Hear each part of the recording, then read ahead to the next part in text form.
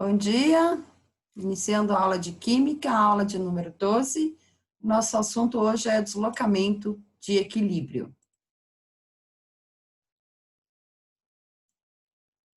Então, tem alguns fatores que podem deslocar o equilíbrio de uma reação química. Segundo o químico francês Henri-Louis de Chatelier, deslocamento de equilíbrio é uma situação em que uma reação química é deslocada para o sentido direto ou para o sentido inverso, quando submetida a uma perturbação externa.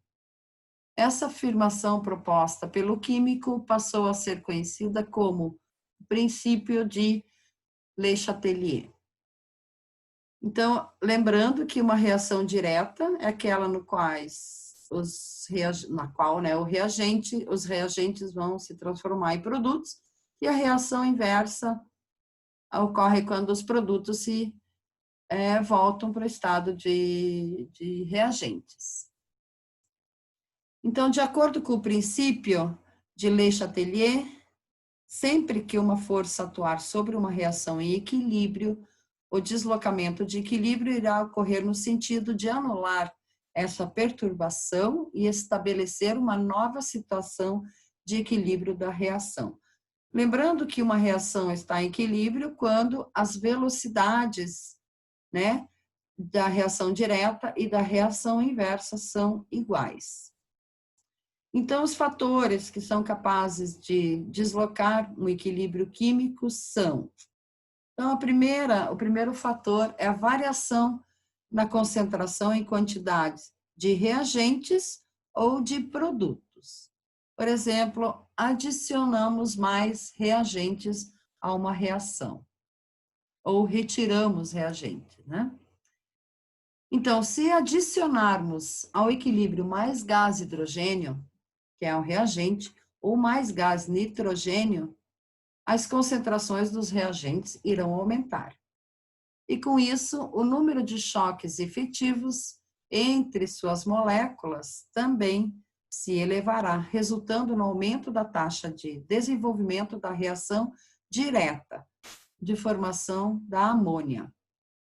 Então, a seta da amônia, ela está maior. Isso representa, então, que o equilíbrio está se deslocando para a direita.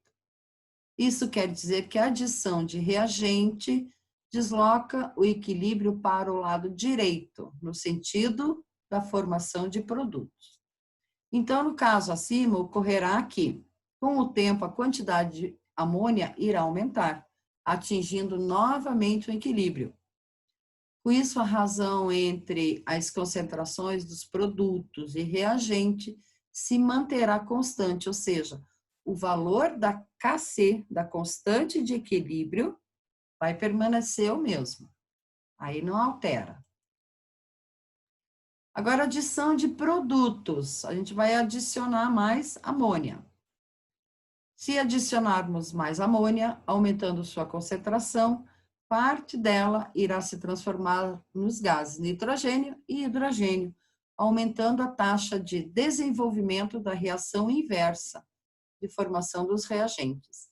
Então, a seta vai estar maior na reação inversa.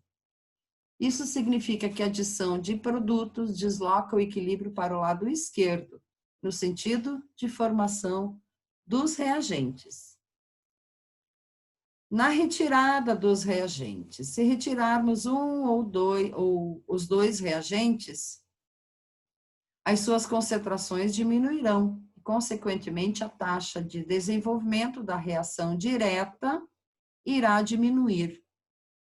Assim, o equilíbrio será deslocado no sentido da formação de mais reagentes, que é para a esquerda. Então, quase a mesma situação de cima, né?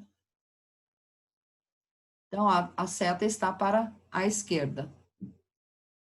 Retirando os produtos.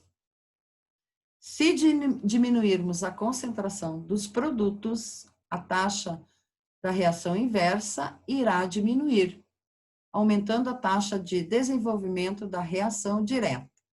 Isso significa que o equilíbrio se deslocará para a direita, como mostra aqui, a seta maior em relação à formação dos produtos. Resumindo, a variação da concentração de reagentes ou produtos, né? Então, se adicionarmos reagentes ou produtos, o deslocamento vai ser no sentido oposto ao do membro em que ocorreu a adição. A diminuição de reagentes ou produtos, o deslocamento será no sentido do membro em que ocorreu a retirada. Tem um item que é importante a gente ressaltar, que é a variação da concentração de sólidos. Tá? Se a gente aumentar ou diminuir a concentração de sólidos, não vai ocorrer deslocamento no equilíbrio. Portanto, na reação abaixo, se retirarmos ou adicionarmos dióxido de carbono ou monóxido de carbono, haverá o deslocamento do equilíbrio. Aí sim, porque são gases, né? Mas se diminuirmos ou aumentarmos ou adicionarmos, né, carbono sólido, nada irá acontecer com o equilíbrio químico.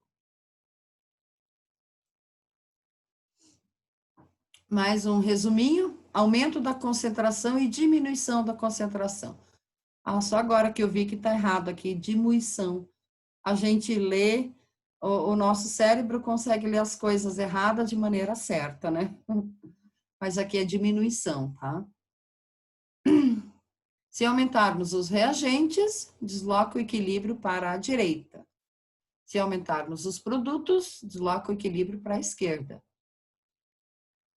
Se diminuirmos os reagentes, o deslocamento será para a esquerda. Se diminuirmos os produtos, o deslocamento do equilíbrio será para a direita. Outro fator vai ser a variação da temperatura. Ele também pode deslocar, né, o equilíbrio. Então, o aumento da temperatura de uma reação em equilíbrio favorece para que as moléculas se choquem mais, enquanto que a diminuição de temperatura diminui a agitação delas e, consequentemente, os choques.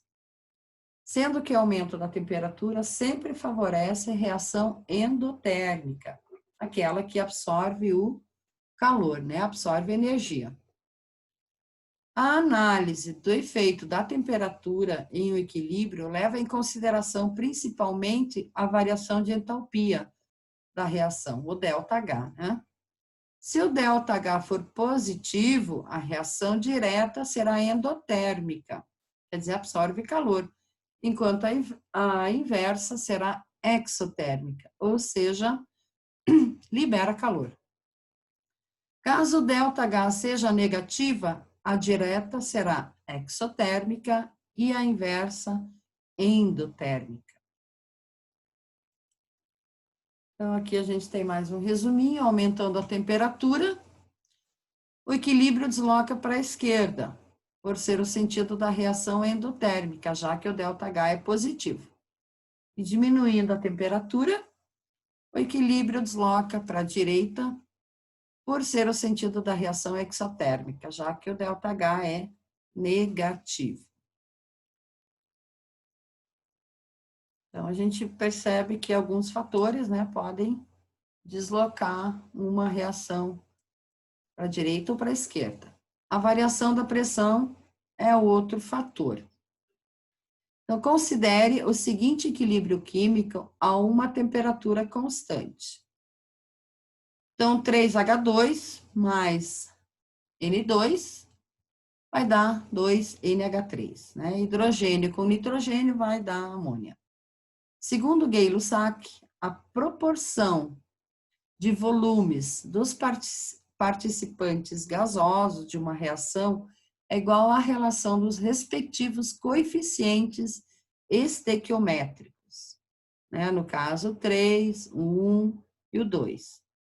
Em termos simples, podemos dizer que o número de moléculas presentes nos reagentes e nos produtos é igual aos coeficientes da equação. No caso acima, os reagentes Nos reagentes, temos 4 moléculas, né? 3 de hidrogênio e 1 de nitrogênio, e nos produtos temos 2 moléculas. O que significa que o volume dos reagentes é maior e o dos produtos menor. Se aumentarmos a pressão desse sistema, o equilíbrio se desloca no sentido do menor volume, para diminuir essa pressão. No caso da reação que estamos considerando, o deslocamento será no sentido direto de formação dos produtos, 2NH3. No entanto, se diminuirmos a pressão, como aqui, a reação se deslocará no sentido de maior volume, que é o sentido inverso, né, de formação dos reagentes. Para a esquerda, então. Então, aqui tem um volume maior e uma pressão menor, né? Aumentando a pressão, o volume diminui. Isso acontece segundo o princípio de Le Chatelier, que diz que qualquer perturbação, como diminuir ou aumentar a pressão, causada em um sistema em equilíbrio, fará que ele se desloque no sentido que minimize essa perturbação, reajustando-se a um novo equilíbrio. No caso de reações em que o volume dos reagentes é igual ao volume dos produtos, o equilíbrio não sofre deslocamento. Então, resumindo aqui, aumento da pressão provoca contração do volume, ou seja, diminuição, e o equilíbrio se desloca no sentido de menor volume. Diminuindo a pressão, provoca a expansão do volume e o equilíbrio se desloca no sentido de maior volume. E o último fator é a variação dos catalisadores. Na verdade, os catalisadores, eles têm a função de aumentar a velocidade de uma reação. Então, ao colocar um catalisador num sistema em equilíbrio, ele provocará um aumento na velocidade das reações, direta e inversa. Portanto, ao introduzir um catalisador no início de uma reação, ocorrerá uma alteração no tempo em que o equilíbrio é obtido, porém não irá interferir na composição final do equilíbrio, ou seja, não provocará alteração na concentração das substâncias participantes.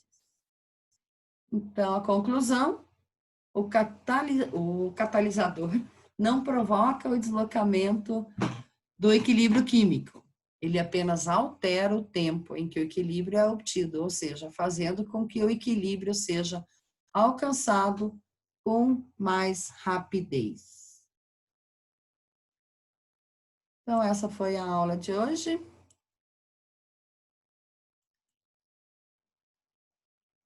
Vocês conseguiram entender? Ficou alguma dúvida? Não, aparentemente tranquilo. Encerrando a gravação, então.